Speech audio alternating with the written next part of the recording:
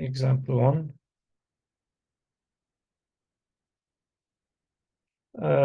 Let's start by some simple signals, such as this exponential minus AT UT. Okay. This is called the one-sided exponential because if we plotted versus time, xt, at 0 it starts from 1, and then it will decay exponentially with time. This is 1. And it's only defined over the positive time because of this unit step. So we call it one-sided exponential. So we need to find the Fourier transform of this signal. We will apply this equation. So the Fourier transform x j omega is integral minus infinity to plus infinity xt exponential minus j omega t dt. Okay, which is integral from minus infinity to plus infinity e minus at ut exponential minus j omega t dt. And now, because of this unit step, this function is non-zero only when t is positive, so we can change the limits of the integral, become from 0 to infinity, exponential minus at exponential minus j omega t dt. And this can be written as 0 to infinity exponential minus j a plus omega t dt. And this would be 1 divided by minus j a plus omega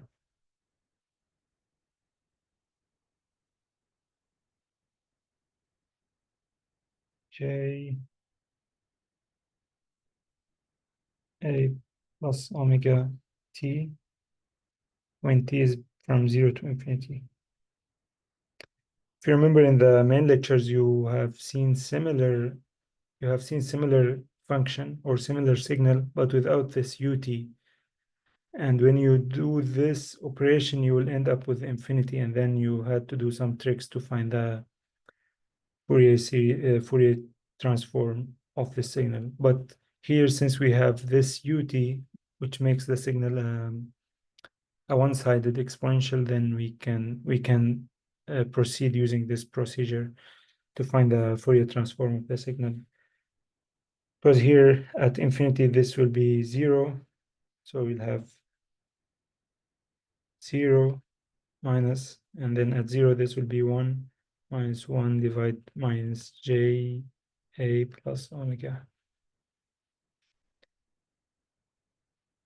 And this will be just 1 divided by j.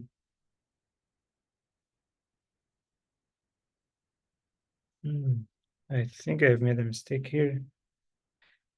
Yeah, here we don't have exponential minus at is not multiplied by j, so I need to fix this. So j is cannot be taken here as a common factor. Minus here, and the j should be just multiplied with omega. So this j omega, and here j omega.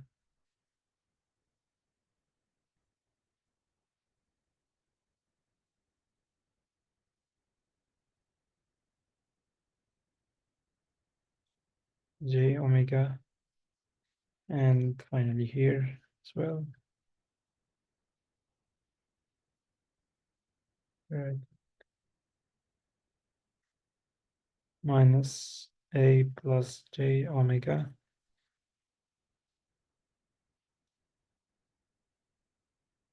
a plus j omega.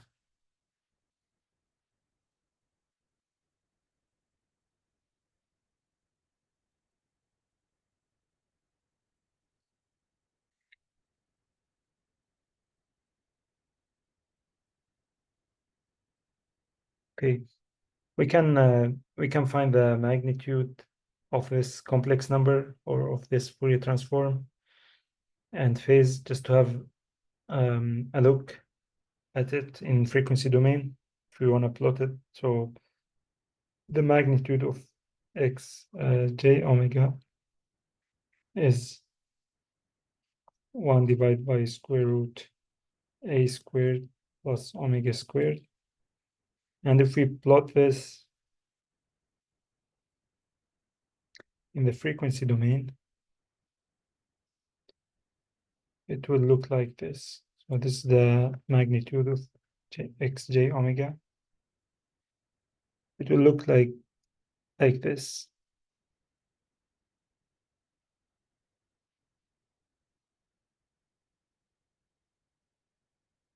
So we call this a low pass filter because it's decaying or decaying the higher frequency while allowing the lower frequencies to pass.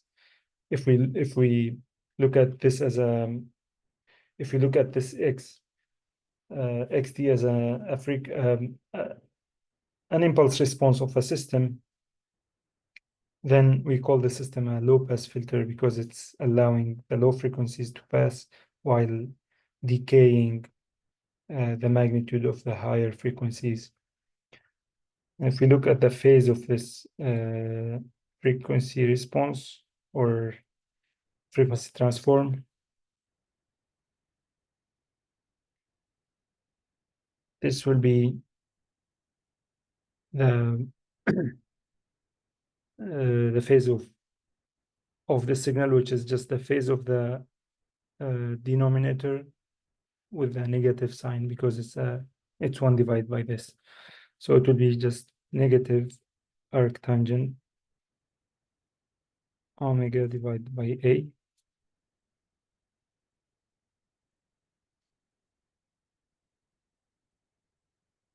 And if we plot this phase versus frequency, we'll get something like that. Let's have those are the limits. Minus pi over 2, pi over 2. The tangent will be bounded by those two edges, and then the frequency, the phase will look something like this.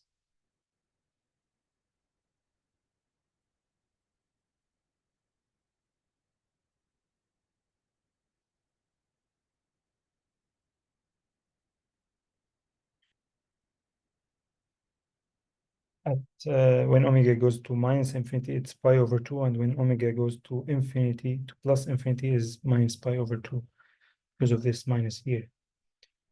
Good.